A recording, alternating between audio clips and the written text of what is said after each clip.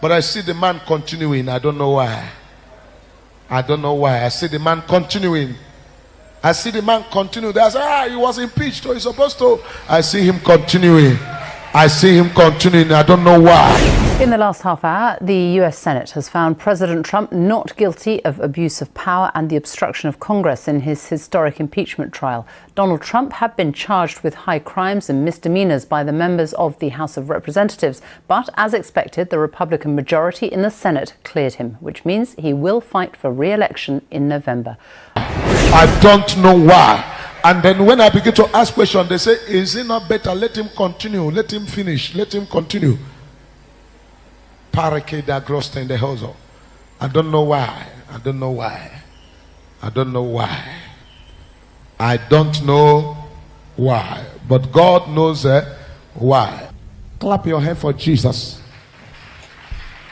Somebody shout hallelujah. When you want to know what God has to say or has to do about this world or this nation, knock on Mount of Possibility. How many of you were here on the 31st night when I say anybody occupying a seat should be careful with the seat you are occupying? That there is what is called what? Evil wind that is blowing people off their seat. That is coming this year to blow people off their seat. And I said, any seat you are occupying, pray and be very careful, because there are forces in the realm of the spirit projected to keep people sitting well, holding yourself. The wind begin to carry some people like this, and before the person open, what happened? How did it happen? Other charges related to corruption ended the reign of Muhammad Sanusi II as the 14th Emir of Kano. Less than 3 hours after the removal of Sanusi, the Emir of Bichi, Alhaji Amina Ado Bayero, one of the sons of the Sanusi's predecessor, Alhaji Ado Bayero, was appointed as the new Emir of Kano. That is another prophecy what? Fulfilled. And the same thing is going round, still going round. Many people will still be removed from their seat. Can you clap your hand for Jesus? Can you clap your hand for Jesus? I begin to look at a place called Middle Belt. I begin to enter inside Middle Belt. I see myself in a place right within. We are here the way we are today. It's not our wish.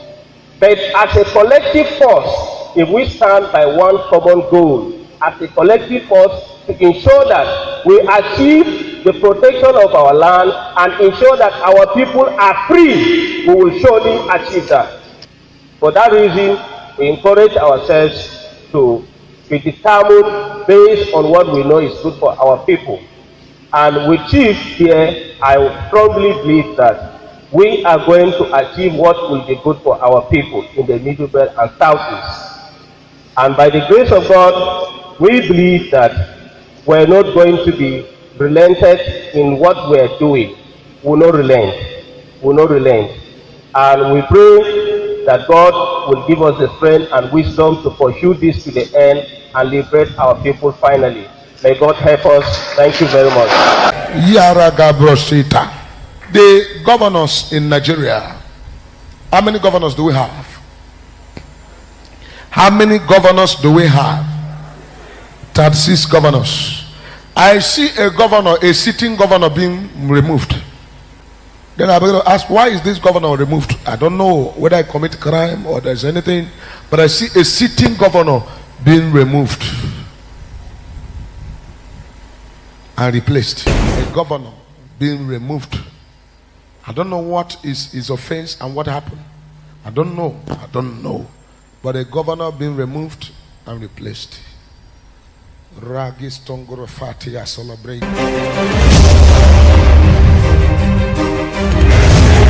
I see a man called Nnamdi Kanu. I see a man called Nnamdi Kanu. I see people celebrating. And when that celebration was going on, I see 3 generals. I see 3 generals in the realm of the spirit. I better ask, who are those generals? they took me back in the olden time. They began to call name of 3 major generals, people that have come and gone. I don't know whether they are alive or they are not alive, but it was 3 generals. I see them standing, one standing here, another one standing here, another one standing here, and the man called Nnamdi Kanu is in the front, and they were saluting him. They were saluting him. That one is by the side. I see in the realm of the spirit, I see Nigerian government begin to beg for an Igbo man to take over the power. I don't know why they are begging the man to take over the power. I don't know, but what I saw in the spirit, I see a man from the eastern part of Nigeria. They are now begging him with Nigerian presidency. They say, please take it. Take it. He said, what am I going to do with it? What else? They're saying, no, take it now. Even if it is 2 days, take it. I don't know what it means, but in the realm of the spirit, I see them giving it to him, and as they're giving it to him, he begins to say, I don't know. Opportunity to welcome our great leader, the leader of Eastern Security, in the person of Mazi Nnamdi Kanu.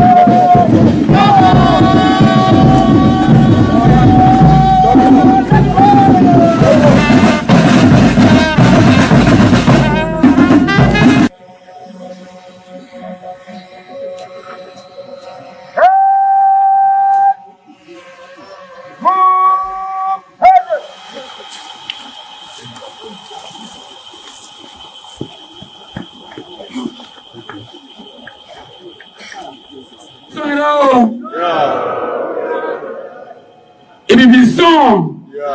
Anama. Apa mwe magibono.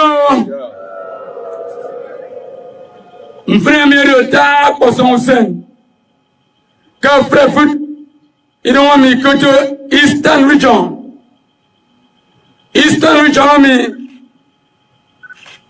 Ibibio mommy, Anna mommy, Oron mommy, Efik mommy, Ibo mommy, Ijo mommy, Ikwe mommy, Oguni mommy, people in his own dialect.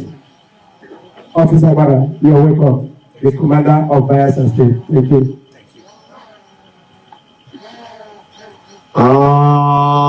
It's on. Yeah. It's on. Yeah. It's on. Yeah. It's on. Me up my far. Olua. Me ayori obame baro rere. Eastern region bo. Suwambo.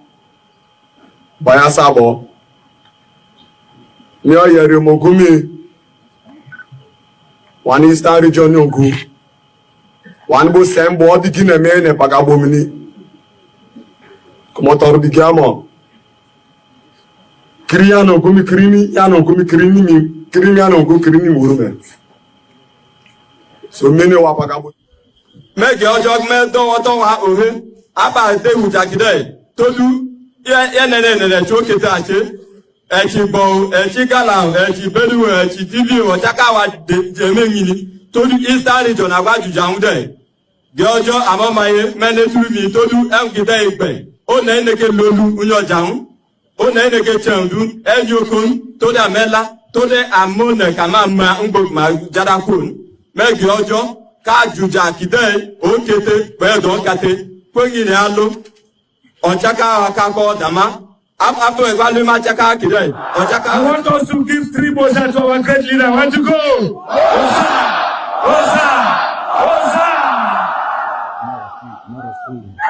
I want to hear more of it to our great leader because it's not easy to gather this great army.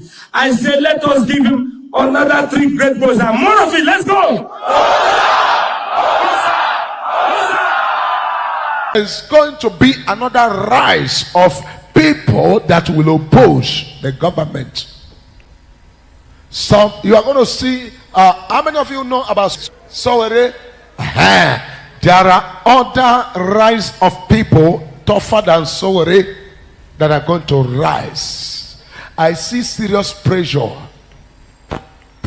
in Nigeria because God wants to shake Nigeria and prepare Nigeria to make a better place for all of us to stay. Okay, so right now they are marching towards the Onikon area of Lagos. Quite a number of them are down the road to Zumbamba. They are marching towards the Onikon area.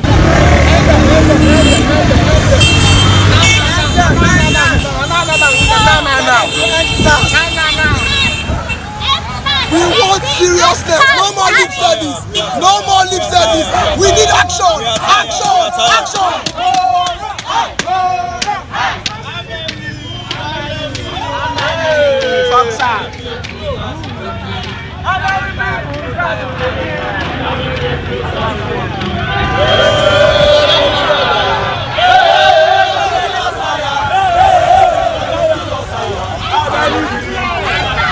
We are sick and tired.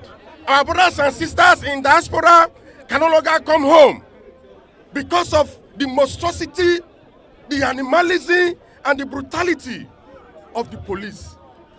We want to say Kabudo redettamenta to that. We are calling for total reform of the tactical teams and the entire police. If the Inspector General of Police lacks the mental capability and the intellectual capacity to reform the SARS, we are saying clap, dance the start, and this is the the first of its kind, and you all should get ready for what about to happen. I'm not saying revolution, but something close to revolution is about to happen, and everybody needs to get ready. You need to tie your shoelace and get ready for what is about to happen. If you are not going to do anything, we said it already. This 2020, there's going to be a heat of politics. The politics of the country will heat up. The heating up is for the interest. If for interest, I am seeing international interest in Nigeria, international interest in Nigeria, and this pressure will lead to a point that the country will now begin to search for remedy to the pressure. What is the pressure? The pressure is pressure about agitations, pressure about religious, and different pressure. I'm seeing a pressure that come upon Nigerian government, and this pressure become international pressure. The pressure that begin to escalate to a point that Nigerian government will now have no option but than to come to a dialogue, a serious dialogue, because of the year 2023. This year is not 2021, it's not 2022, but it's 2020. But in 2020, I see people now I see witch hunt. Take note. We have submitted our petition. We've addressed a press conference on the issue. And as we speak, Mr. President had lost control of security. Our nation is in danger. We are in pain and we're in trouble. And as a party, we cannot keep our hands waiting for the propaganda of the presidency. This country belongs to everyone, all Nigerians. And today, we backed our minority leader asking and demand that Mr. President should resign. Today, at the American Embassy, and we've just submitted our petition on behalf of the leadership of the PDP and the poor masses of our country. The need for the international community to come to the assistance of our dear country, because Nigeria is a member of Committee of Nations. Nigeria is not an island on itself. It's a member of United Nations. And so when things goes wrong, other international community can come to advise. And that's why we are here. And the content of our petition is for other international communities to come to the aid of Nigeria and to advise our government to obey the rule of law, especially as it relates to the National Assembly and the judiciary. Over the past few weeks, we have passed through very difficult and challenging times. Okay, so right now they are marching towards the Onikon area of Lagos. Quite a number of them are down the road to Zumbambadi, marching towards the Onikon area.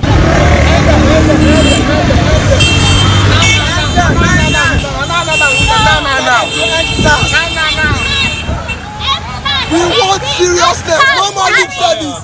No more lip service. We need action. Action. Action.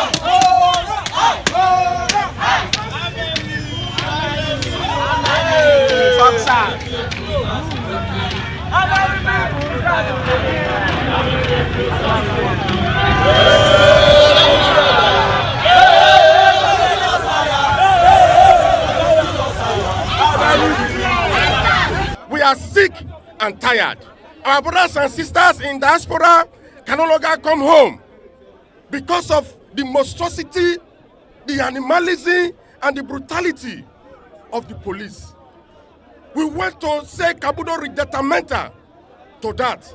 We are calling for total reform of the tactical teams and the entire police. If the Inspector General of Police lacks the mental capability and the intellectual capacity to reform the SARS, we are saying clap, dance they start. And this is the first of its kind, and you all should get ready for what about to happen. I would also like to thank Silas Oja for creating this petition, which now has more than 220,000 signatures, including almost 2,000 of my own constituents in Edmonton who signed the petition we are debating today. And I'm sure that I'm not the only member to have been inundated with messages from constituents in recent months, urging them to do whatever they can to lend their voice to the End SARS protests. As the chair of the All-Party Group for Nigeria, I was particularly keen to speak on this debate and highlight the need for the UK to stand with the Nigerian people against an increasingly cruel and brutal regime. The situation in Nigeria is incredibly serious, with tragedy after tragedy unfolding on the streets in state after state, as the Nigerian government and its security forces take ever more repressive measures to end a protest movement, which has given hope to millions across the globe. The End SARS movement is not just about disbanding the special anti-robbery squads. It is a movement led by the youth of Nigeria who took to the streets of Nigeria peacefully, demanding an end to brutality, extortion, and extrajudicial executions, and for a truly democratic Nigeria. The bravery of the youth-led movement will never be defeated. Today, we need to consider how the government should respond to both the movement itself and the violent actions of the Nigerian regime. However, we must also take this opportunity to look beyond sanctions to a way in which development funding is spent in Nigeria. Instead of funding corrupt security services and investing in projects which do not benefit ordinary Nigerians, we need a new focus on poverty relief and anti-corruption programmes. Mr. Gray, it is vital that we recognise the role of the UK and how these events have unfolded in Nigeria. Despite previously stating the opposite, the government has now admitted to funding SARS units for the last 4 years.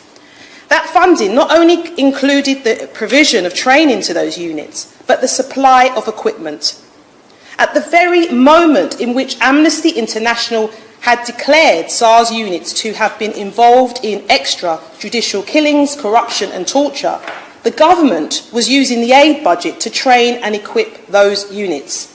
In fact, between 2016 up to this year, more than 10 million went towards programmes from which SARS units benefited. That is not only immoral, it makes it harder for UK to play a positive role in Nigeria during this vital period. How can the government, with a straight face, call for an end to violence against protesters, having helped train and equip the security forces who are carrying out that violence? So today, I hope the Minister will publicly apologise for the decision to fund SARS units and pledge a full and independent inquiry into this matter. Mr. Gray, the 20th of October 2020 will be remembered as the Lekki Tollgate massacre, the day a deliberate and coldly calculated attack on peaceful Nigerian civilians was carried out by the Nigerian army. The Nigerian government has since taken part in an attempted cover-up of this massacre. Security forces in Nigeria make muted responses to the murder of protesters.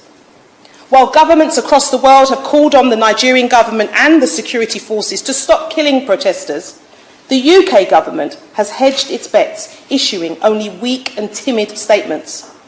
It is therefore a gift to the Nigerian government when our government fails to explicitly condemn the Nigerian regime for killing its own citizens. So will the Minister today finally condemn the Nigerian regime for its part in the Tollgate massacre and the continued killing of peaceful protesters in Nigeria? Mr. Gray, the Nigerian government says that it has disbanded SARS, but the corruption and brutality of the security forces continues. The Nigerian government's violence against its own citizens appears only to be intensifying. The Nigerian government needs to stop freezing bank accounts of key protesters. It needs to stop illegal detentions of key protesters. The Minister of Information for the federal government, went on record to state the CNN reporting of the massacre is, and I quote, fake news.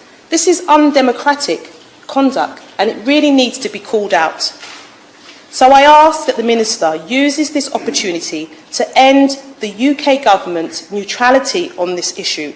The UK must never be neutral when it comes to human rights abuses. Are the rights and needs and dreams of young Nigerian people not the same as those that are here in the UK? The UK should not be a safe haven for anyone who denies their own citizens the same freedoms they come to enjoy in the UK. Mr. Gray, all too often, when a repressive regime is targeted with economic sanctions, it is the civilians who pay the price, while the regime itself becomes more entrenched and less open to change. But the UK government can use the sanctions under the global human rights regime, which targets individuals involved in human rights violations and abuses. So, if the UK's position is a global force of good, then I ask the UK government to add the names of the Nigerian government and the security services to the designated list of those responsible for the worst human rights abuses.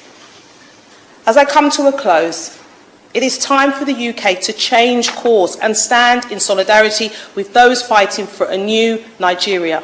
Let's stand together. Let's get rid of corruption, extortion, extrajudicial murders and massacres, because it's time for a new Nigeria.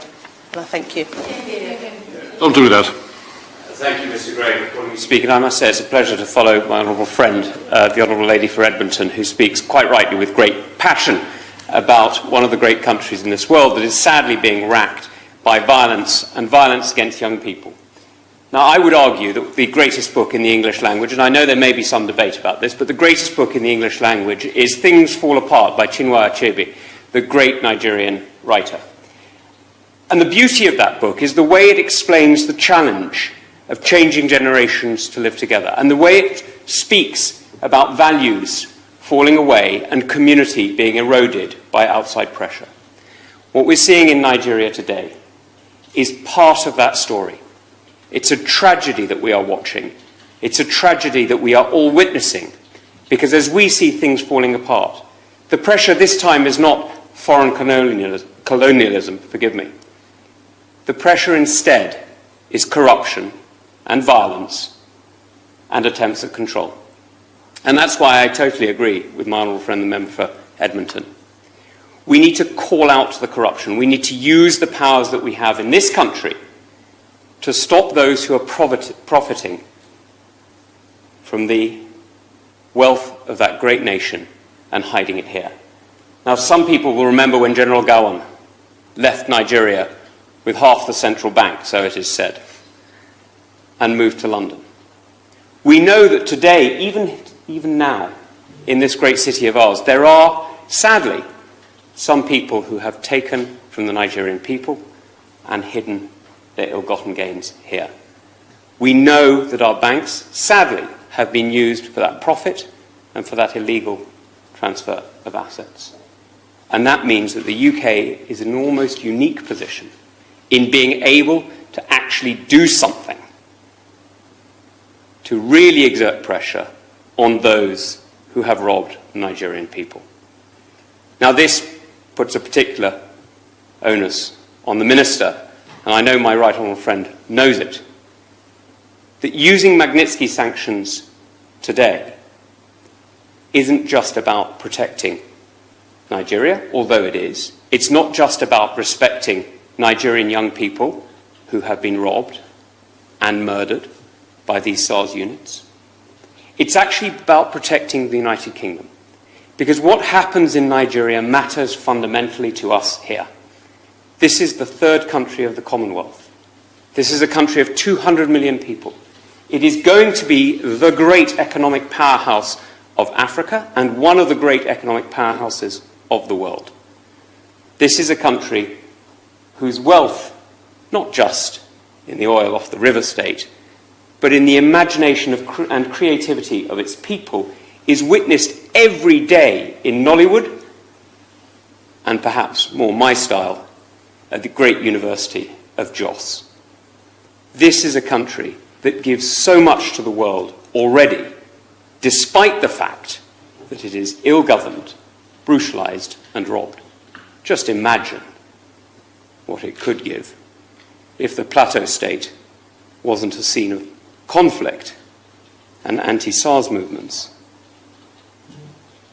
but instead was the global centre of learning that it really, truly could be, and indeed was up until the 1960s. So look, this is an opportunity for the UK to do something real, not just in the interest of Nigerians, though it would be, not just in the interest of Africans, though it would be that too, but fundamentally in the interests of the British people. This is a moment when these petitioners have got it absolutely right. They are not just arguing for the rights of young Nigerians who are claiming their own rights. They are arguing for the rights of Democrats, of free people, and of honourable people everywhere. And I hope that my right honourable friend and her colleague, the Secretary of State, will listen, will look at the sanctions regime and choose very carefully where they apply. Thank you, Mr Gray. It's a pleasure to speak in this meaningful debate and to follow the Honourable Member for Tunbridge and Malling. The events surrounding the NSAS protest in Nigeria has caused global concern and outcry. Last month, mainly young Nigerian people took to the streets in a peaceful protest against police brutality. And on the 20th of October in Lagos and in other parts of the nation, the military are alleged to have attacked peaceful protesters with disproportionate force and have killed and injured civilians.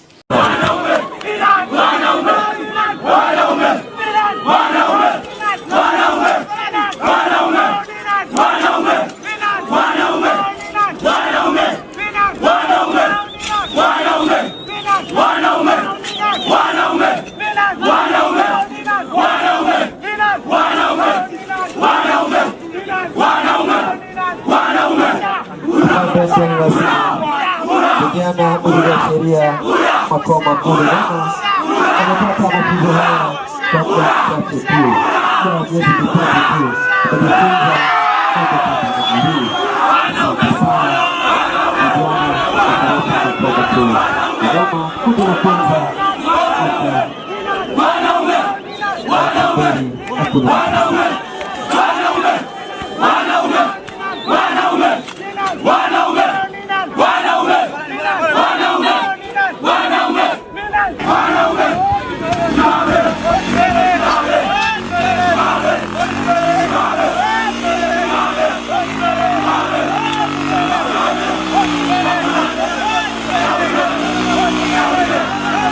vijana wetu wana nguvu za kutosha, wanashindana na pikipiki ndani hii. This is Eastern Security Network. Anambra State Command on patrol. Patrolling our farms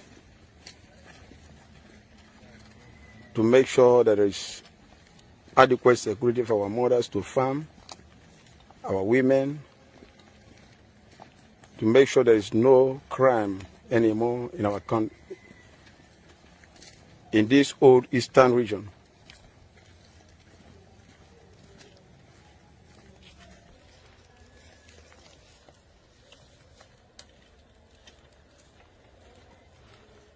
To make sure that our bushes are free from kidnappers, Fulani herdsmen,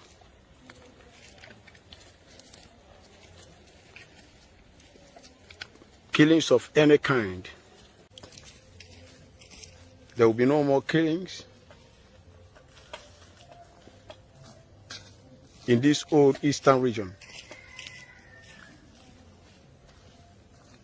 This is security network. Is old Eastern Security Network,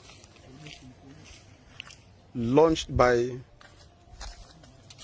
Mazi Nnamdi Okukano, the supreme leader of IPOB worldwide.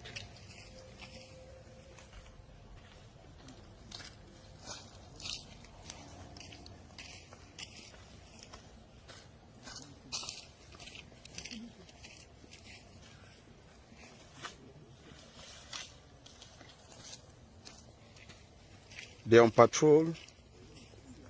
We are patrolling all the farms and bushes to make sure there is no kidnapping, no raping, that our land will be free from any crime.